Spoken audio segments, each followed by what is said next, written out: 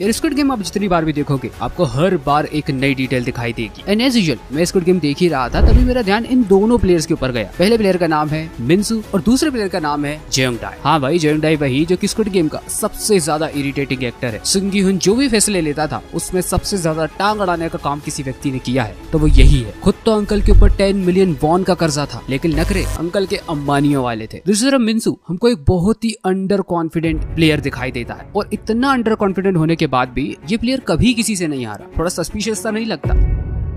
अब ये दोनों वीआईपी है या नहीं, इस बात को जानने से पहले हमको ये जान लेना चाहिए कि स्क्विड गेम में वीआईपीज क्या होते हैं और इनकी क्या महत्वता होती है। वीआईपीज का introduction squid game season 1 episode 7 में होता है, जब उन्हें ग्लास ब्रिज गेम खेलने के लिए और प्लेयर्स पर बेट लगाने के लिए गेम कंपाउंड में बुलाया जाता है। ये वीआईपीज काफी अमीर और साथ ही में बहुत हद तक बूढ़े भी हैं, और ये सारे वीआईपीज ओएल नाम के क्लाइंट्स हैं। हाँ भाई, स्क्विड गेम सीजन 1 में जो प्लेयर 001 था वो दादाजी, मैं उन्हीं की बात कर रहा हूँ। ये सभी ओएल नाम के साथ मिलकर गेम को फंड करते हैं और अपने एंटरटेनमेंट के लिए डेडली गेम्स खेलते हैं। ज्यादातर वीआईपीज इंग्लिश बोलते हैं और उनमें से ज्यादातर वीआईपीज अमेरिकन एक्सेंट पे बात भी करते हैं, लेकिन दो वीआईपी का एक्सेंट अलग है। पहला आता है ईगल मास्क वाला, दूसरे नंबर पर आता है डियर मास्क वाला। डियर मास्क वाले वीआईपी का एक्सेंट सुनकर ऐसा लगता है कि वो किसी एक एशियन कंट्री से है। अब दोस्तों इन सब में इंटरेस्टिंग बात यह है कि डियर मास्क वाले वीआईपी का रोल डेविड ली ने प्ले किया हुआ है, लेकिन उसका फेस कभी भी रिवील नहीं होता। On the other hand squid game season 2 में मिन्सू का रोल प्ले करने वाले एक्टर का नाम है डेविड ली। तो क्या इन सब लोगों के बीच में एक वीआईपी इस गेम को खेल रहा था और इन सब में से किसी को भी नहीं मालूम? अब मैं भी इस थ्योरी को जानने के बाद बहुत ज्यादा क्यूरियस हो गया और सीधा इंटरनेट पर इसके बारे में जाकर सर्च करने लगा।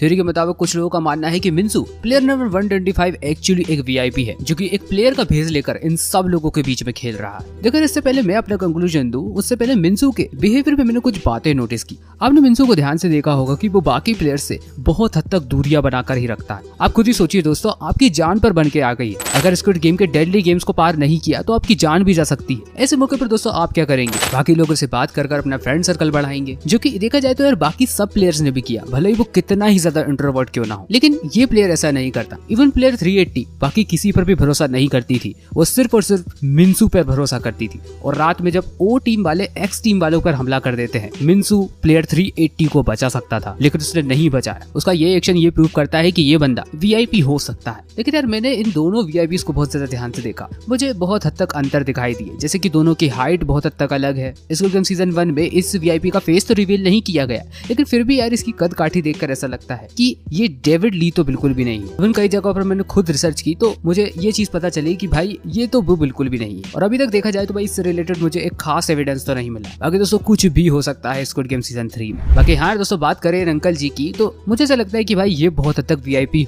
हो सकते हैं, क्योंकि दो ग्रुप्स के बीच में जब वोटिंग हुई कि जिसको गेम खेलना है वो ओ को वोट करेगा, जिसको नहीं खेलना है वो एक्स को वोट करे। इन अंकल का मतदान था गेम खेलने की तरफ। दूसरी तरफ दोस्तों इन अंकल में मुझे एक डिटेल और दिखाई देती है, इनके ऊपर 10 मिलियन वॉन का कर्जा है। ऐसा भी तो हो सकता है दोस्तों कि स्क्विड गेम में पहले ये वीआईपी ही रहे हों, लेकिन बैंक करप्ट होने के बाद इनको भी स्क्विड गेम में आना पड़ा। वैसे स्क्विड गेम में जो भी बंदा आता है उसका बैकग्राउंड को प्रॉपरली चेक किया जाता है, और इनका जब बैकग्राउंड चेक किया गया तो उन्हें एक कंपनी दिखाई दी और उस कंपनी की ये सीईओ है। हो सकता है कि एक टाइम में इस बंदे के पास बहुत सारा काला धन हो। क्या this is just a theory. बाकी आप आपकी थ्योरीज नीचे के कमेंट में बताना बिल्कुल भी मत भूलना। देखो स्क्विड गेम सीजन 2 एक बहुत ही क्लिफ हैंगर एंडिंग पे खत्म हुआ है, और सब लोगों के मन में ये भी सवाल है। देखो भाई, जो प्लेयर एलिमिनेट हो चुके हैं वो तो ठीक है, लेकिन अब जो लोग बचे हैं उनके साथ क्या होने वाला है? मेरे एक बार ये कहना है कि जो लोग बच चुके हैं इंक्लूडिंग ग्यूइन, इन सब लोगों को जबरदस्ती ये गेम खिलवाया जाएगा। Let me explain. जब ग्यूइन और उसकी टीम गास्ट के अगेंस्ट फाइट कर रहे थे तब वीआईपी शायद मजे से इन सारे प्लेयर्स पर बेट लगा रहे थे कि कौन सा प्लेयर आखिर तक सरवाइव करने वाला है। सीजन 2 के एंडिंग के दौरान ग्यूइन और उसकी पूरी टीम ने मिलकर स्क्विड गेम में काफी तबाही मचाई।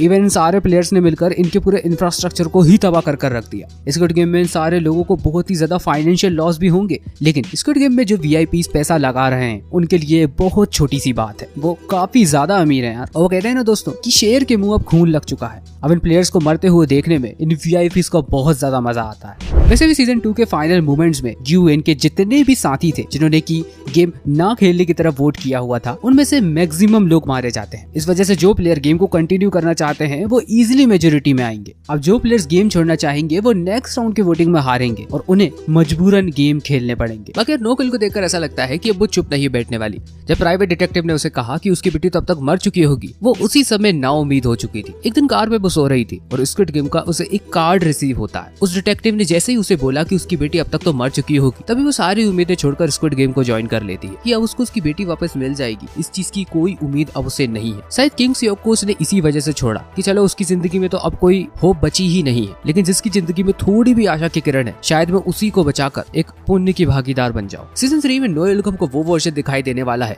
जो कि हमको अब तक नहीं दिखाई दिया। जिन गार्ड्स ने उसको धमकी दी थी, शायद उन लोगों से रिवेंज लेने का अब पूरा प्लान बना चुकी है। साथ ही दोस्तों सिंगी उनके साथ मिलकर अब उस गेम को भी खत्म करने का पूरा प्लान बना लिया है उसने। जैसा कि दोस्तों मैंने आपको पहले भी बताया कि उसके पास अब इनर वर्किंग और गेम के टॉप सीक्रेट्स का एक्सेस भी होने वाला है, तो वो इस गेम को रोकने में बहुत हद तक हेल्प कर सकती है सिंगी उनकी। बाकी दोस्तों स्क्विड गेम में सिंगी और उसकी टीम ने काफी ज्यादा नुकसान किया है स्क्विड गेम के इंफ्रास्ट्रक्चर का। साथ ही में एक्स टीम के काफी लोग मारे गए हैं, तो हो सकता है कि दोस्तों सीजन 3 में नए लोगों को भी लिया जाए। So that's it for today guys. लेकिन दोस्तों अगर स्क्विड गेम की एंडिंग एक्सप्लेन पर अभी तक आपने वीडियो नहीं देखा है तो यहाँ पर क्लिक करके देख सकते हैं, और स्क्विड गेम की बहुत सी थ्योरी के ऊपर हम ऑलरेडी एक वीडियो में बात कर चुके हैं। उस वीडियो को देखने के लिए यहाँ पर क्लिक करें। मूवी रिकमेंडेशन में इंटरेस्टेड हो तो प्लीज इस चैनल को सब्सक्राइब कर लो। बाकी ब्रेकडाउन और फैन थ्योरीज के लिए ये चैनल तो है ही, तो इसको तो सब्सक्राइब कर ही लेना और वीडियो को लाइक किया तो बिल्कुल भी कहीं नहीं जाना है। मुलाकात होगी दोस्तों आपसे अगले ही एक वीडियो में, तब तक के लिए बाय।